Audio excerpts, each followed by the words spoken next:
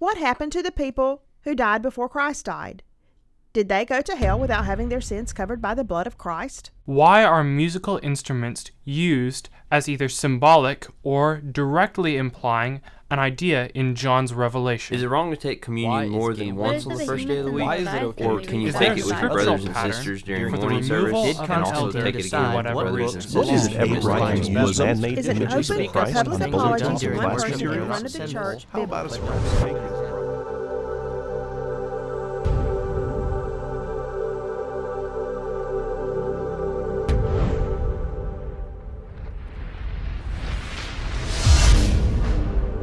Hello and welcome to GBN Live. I'm Mike Hickson, and with me tonight on our program we have Caleb Colley and also Clifton Angel. Brethren, good to have you with us tonight. Thank you. Good to be with you. We're certainly thankful that you're a part of our program tonight, and we're going to be dealing with, I think, a riveting topic. And we're going to be talking about assisted suicide. And really we want to focus in on the decision that was made by Brittany Maynard to take her own life and explore this whole concept of physician-assisted suicide. We do have a caller on the line that we want to take at this time, and so as we begin, we're going to be talking to David Kinney, whose father is suffering from the same type of brain cancer that Brittany Maynard had. David, are you on the line?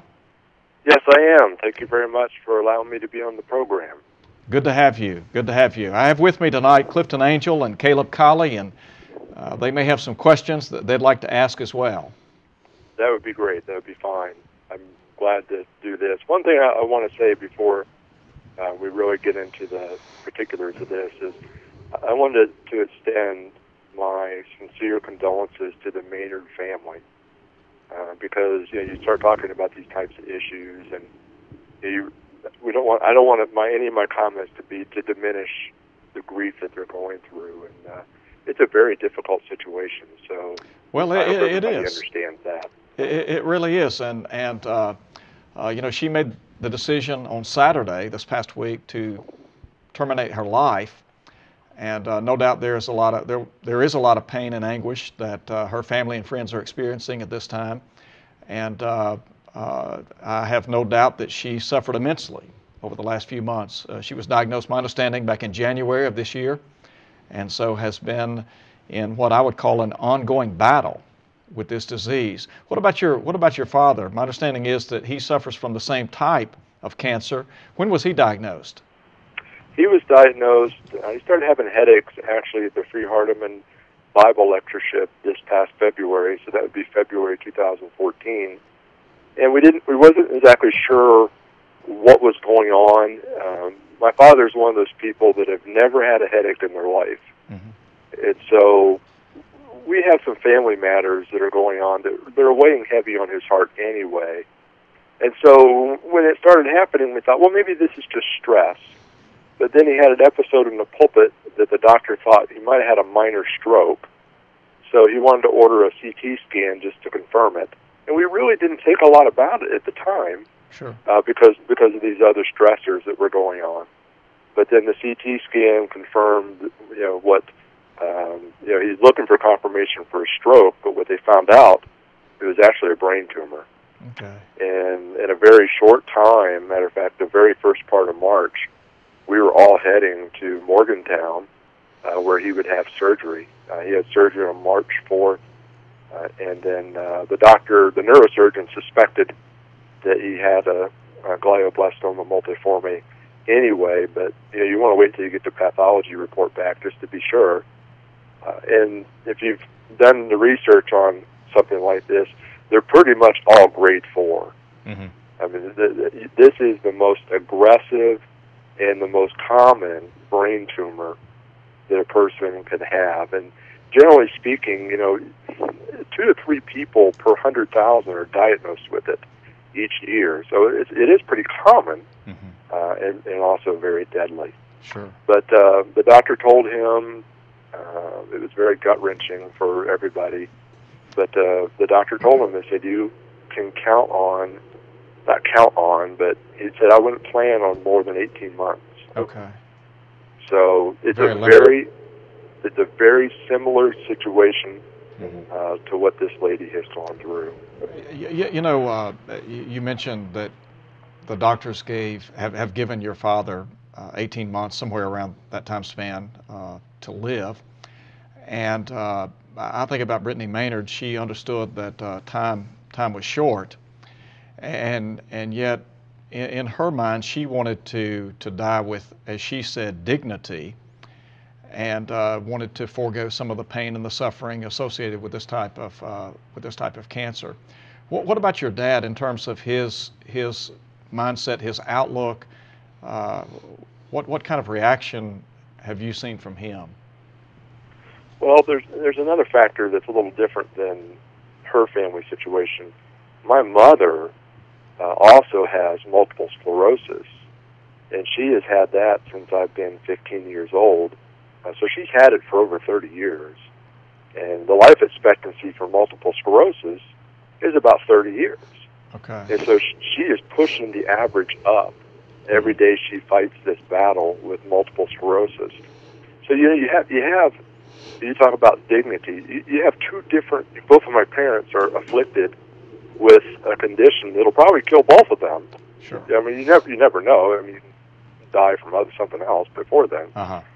But they both have this condition that's going to ultimately kill them in the natural progression of events.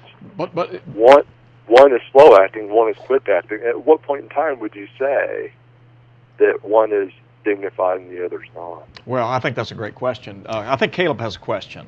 It's interesting to me. I'd like to pursue this idea of dignity a little bit further with you, because it seemed as you read the people who are advocating for Brittany Maynard's decision to commit physician-assisted suicide, there was a lot of talk about dignity, and people were saying that this was a dignified choice. But then the same people would go ahead and say if she had chosen not to commit physician-assisted suicide, that would have also been dignified. So either way you go, it's dignity, and even that her choice to commit the physician-assisted suicide increased her dignity or gave her more dignity somehow. So I'm just wondering, what are we to make of dignity? Is dignity being used as a code word here for autonomy, or just doing whatever you like? Or what does dignity mean anymore? And coming from someone whose father is undergoing the very same kind of thing that Maynard underwent, what are you thinking about dignity now? Well, to me, dignity is how you live your life, not how you face death completely. Every day you live your life, you do it with dignity. And the decision she made, I mean, that aside, we only have every one of us has a date in which we're going to die. Now, we don't know that date. Sure. So the question is, every day we do that. I think from what I've read and heard and saw about this lady, I think her idea of dignity was that she wouldn't have to go through some of the symptoms that would come with it, and she didn't want to experience that. But again, I would point to my mother. I mean, multiple sclerosis, she has been in and out of a wheelchair. She's been in and out of blindness. And it's been a very courageous thing to watch my mother go through this, through all these years. Now, the question I would ask is, would you say, maybe which one of them would be more dignified?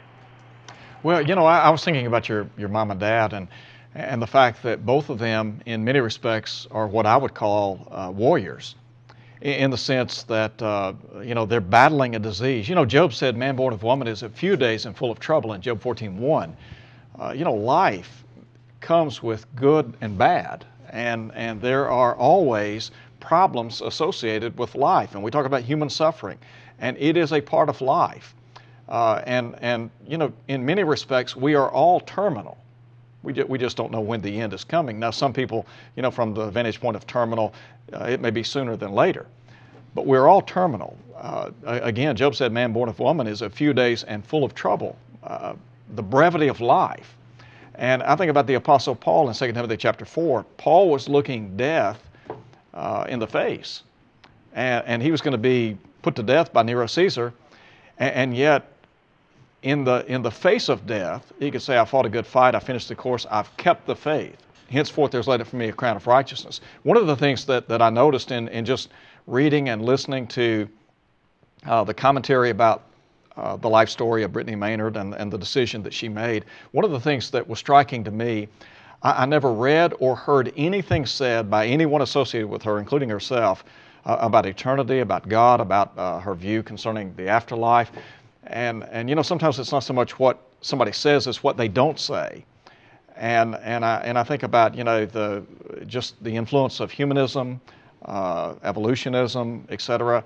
You know, for many people, this is it.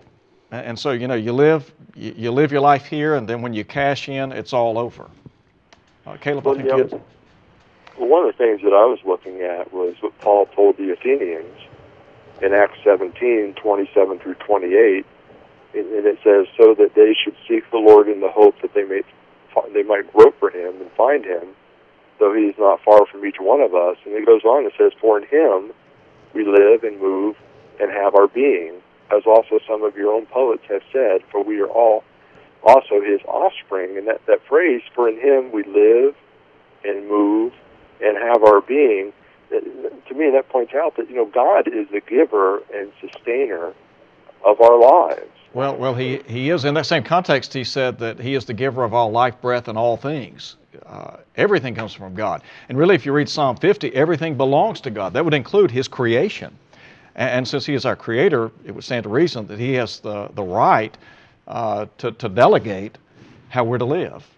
Do you guys have another question you'd like to pose very quickly?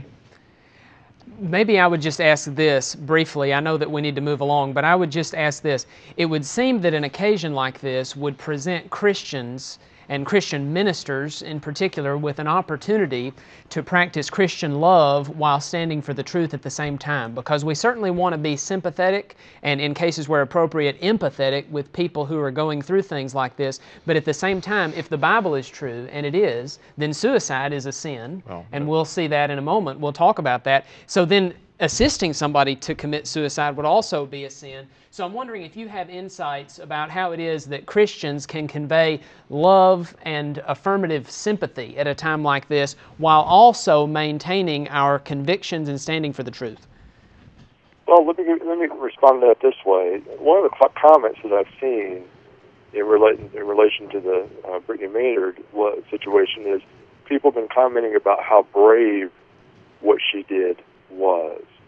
And I have a problem with that kind of a statement, because I look at my parents and my father, who's trying to extend his life, because he's the caregiver up until recently for my mother. And now my mother is a caregiver for him, and they're both in very dangerous, terminal, life-threatening situations. And so I'd ask myself, which of these two scenarios is real bravery? Is it the person that says, okay, you know what, I'm just going to stop, I'm going to check out, I'm done? Or is it the couple that stays together, loves each other, and faces whatever lies ahead together, putting their trust in God? Because I'll tell you, throughout all of this, neither one of my parents have expressed any anger towards God whatsoever. Sure. And I think that's important for people to understand, because a lot of times some people say, well, you Christians are Christians until, you know, as long as everything's going your way. But it's times like this, and going back to Caleb's comment, you talk about how can you reach out to people with compassion and love. You could point to these examples and say, look, you know, this is where we're coming from. And you have to have a faith and a hope in eternal life to get you through whatever this life has in store for you, and I think that's very important. I think that's right, and David, I appreciate so much your willingness to be a part of the program tonight. I do want to just mention, in light of what you said, I had the opportunity to visit with a Christian lady this afternoon, and when I got to the hospital, the doctors were in a conference with her family, she and her husband, and she had surgery on Monday, and the results came back today. And the prognosis, very grim. As a matter of fact, she has cancer, and the bottom line, the doctor said, you know, her time is short. And her response was, "I've had a good life." And I was talking to her and her husband, and I said, you know, God is with us in life, come what may. And the beauty of living the Christian life is to know that you know, when I step out beyond this veil of existence, the Lord's going to be with me, because David said, "Yea, though I walk through the valley of the shadow of death, I'll fear no evil, for thou art with me." To know that my God will be with me. We might say about this, as David indicated on the phone, that if there's a God who has revealed himself to us and has created life, and if that's the reality of the universe, is that all life comes from God, then God ultimately has to have the say about how life is disposed of. And it's not our place to do it. And 1 Corinthians 6:18, for example, says that our bodies are to be devoted to service in Him. That's right. We're not able to determine that for ourselves and still be pleasing to God. Now, if God doesn't exist, then it's perfectly all right, I suppose, for us to commit suicide, at least on some level. We do want to also say, though, that even if we don't believe in God, there are dangers to setting up the law in such a way that people can dispose of their lives however they want, and even that doctors can participate.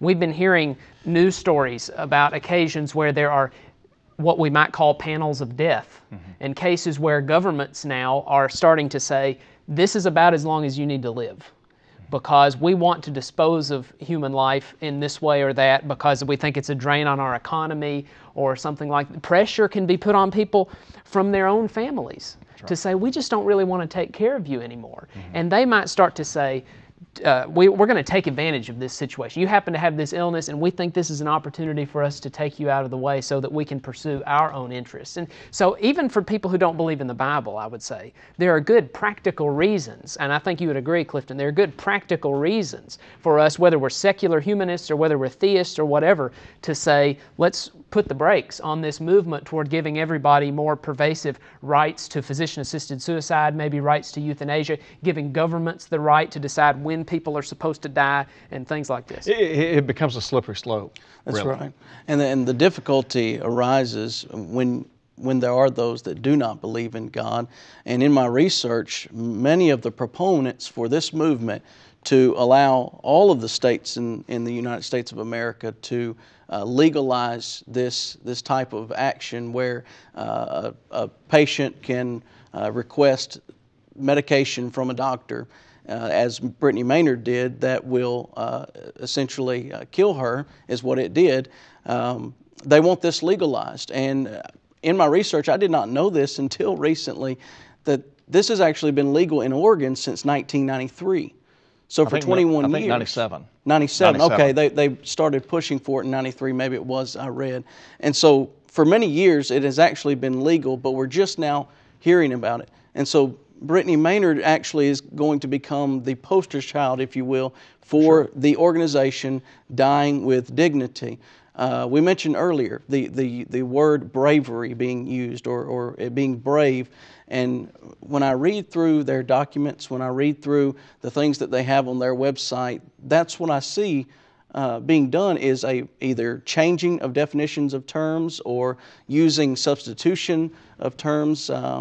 Just like Dying with Dignity is it's an umbrella or a cover-up for what death really is when you are taking your own life. Good point, good point. We do have another caller on the line. Want to take that call now? Hello? Hello? Hey. Yes, yes. Is this Marcus? Yes, sir. Thank you for taking my call. Yes, sir. Glad to. Glad to.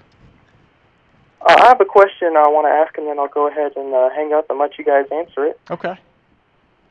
But if someone has terminal cancer and they go ahead and they refuse treatment for that cancer, is the patient thereby committing a form of suicide, and the doctor also thereby by implication assisting in the suicide, since they are no longer actively fighting that cancer?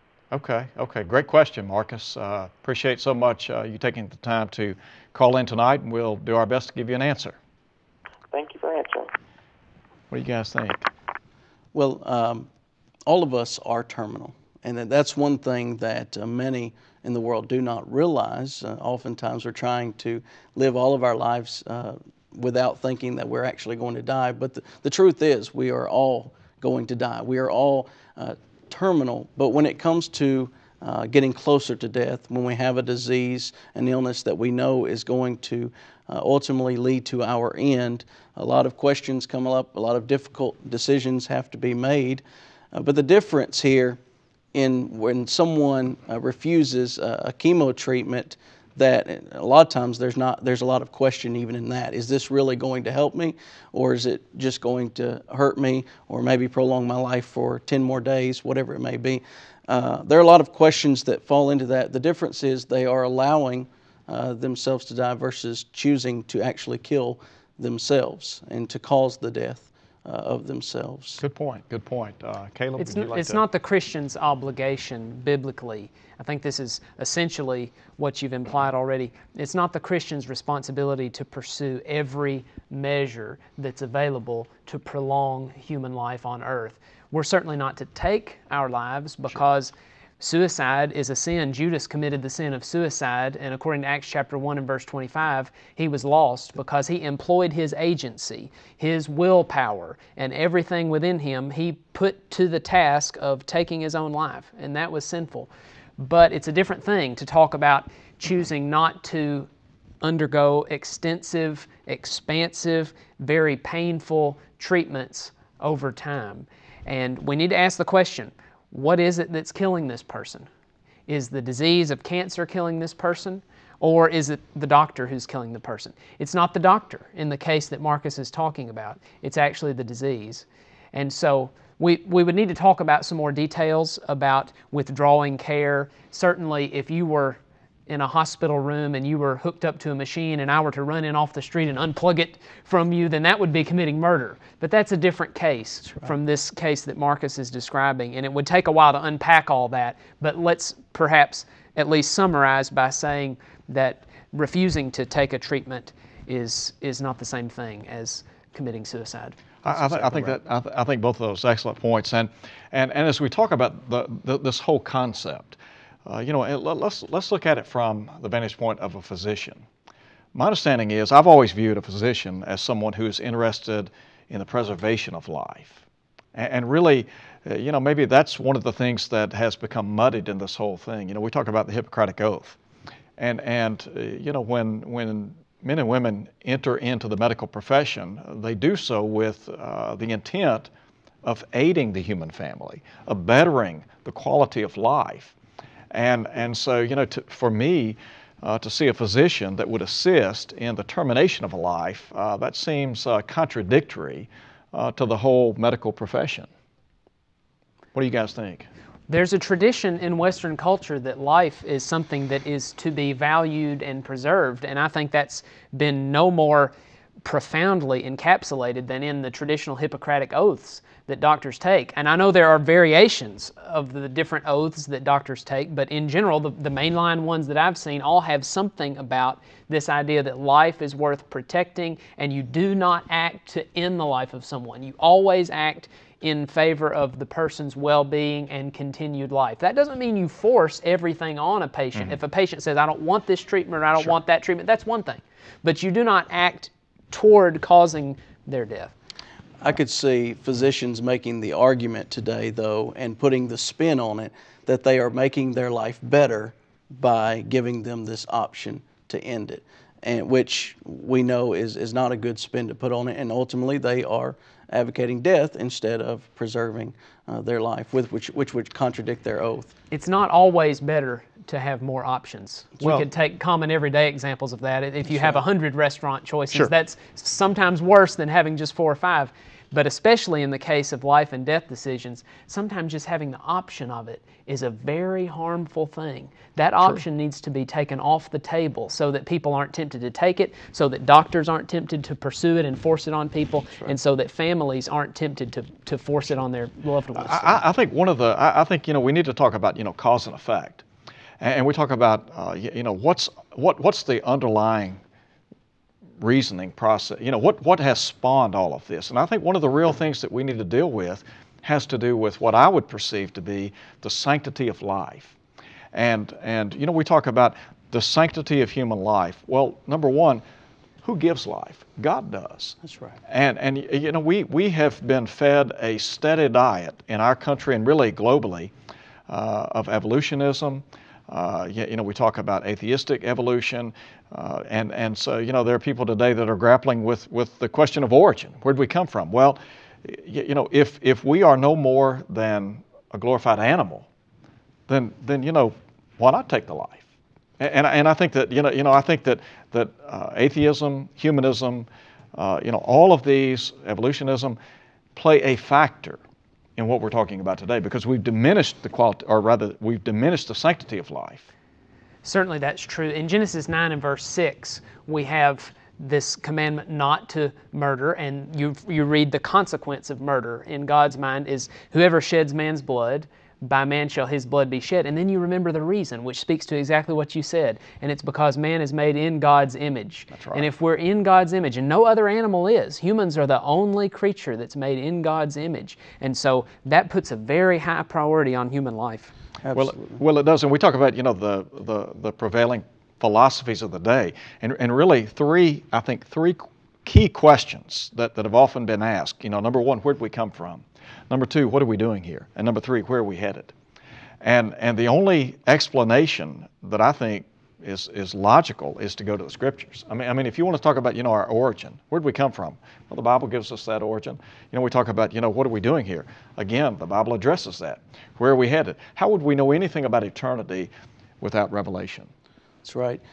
You mentioned that we have been fed over and over different ideas that diminish the value of life, evolution, humanism, and these things are not going to stop to be fed to us. And that brings the responsibility upon us to educate ourselves, to educate one another, to know that there is value in life. One of the banners that they were heralding on Brittany's website, thebrittanyfund.org, was "My life, my death, my choice." And taking God completely out of the picture. It's all about me, and that's what humanism is. It's all about me, but it's really not. And that's what we've got to realize here. I think that's an excellent point. And I was just thinking a minute ago about the problem of abortion in our country.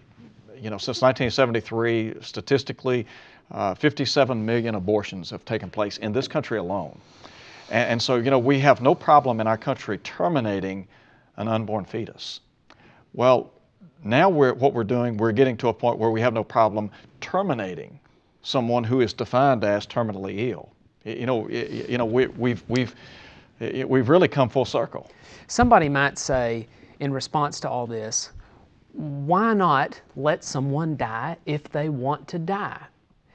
Now, in response to that, and you all may want to add some things, we might just want to say, people have always been able to take their own lives, generally speaking. If people want to take their own lives, they have the ability to do that. We don't sanction it. We don't encourage it. We think they need to be counseled and encouraged to see the value in their own existence, to see their possibilities to accomplish great things in their lives. We don't encourage it. If they want to, though, people generally can in their own lives. That's a separate question, though, from the question of whether we ought to help them end their own lives. We need to be solidly on the side of life. Deuteronomy 30 and verse 18 says, choose life.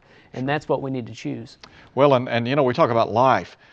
We are the voice for life. I mean, we talk about being preachers of the gospel and trying to promote what the Bible has to say. Obviously, we need to be vocal in our support of human life. One of the main things we've got to get back to is calling things what they are, and that is making the choice that I'm going to die before I really should be is murder. Aborting a baby that is unborn is murder, and assisting someone in their death in that capacity is also murder. But that word does not we don't want to use that, is what a lot of people so true. Gentlemen, thank you for being on the program tonight. Thank you. Appreciate so much, and thank you for being a part of our audience tonight. We hope and pray that what we've said has been beneficial to you. God bless you. Hope to see you next week.